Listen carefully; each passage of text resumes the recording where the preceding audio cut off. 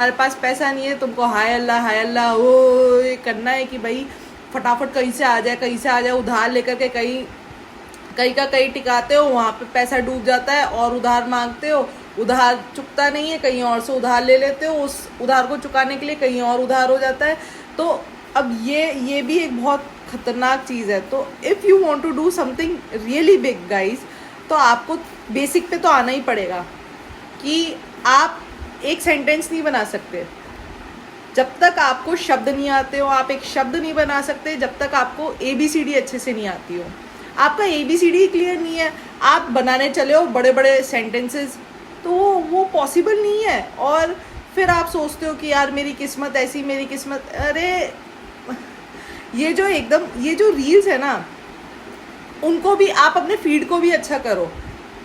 Actual में लोग बाग बनाई वो ज़्यादा रहे हैं जो आप देखना पसंद कर रहे हो, और आप देखना ही फालतू की चीज़ें पसंद कर रहे हो। नॉलेजेबल चीज़ें देखो, नॉलेजेबल पेजेस भी हैं, उन्हों को देखो। उन्हों के में इतने कम कम व्यूज़ है, इतने कम कम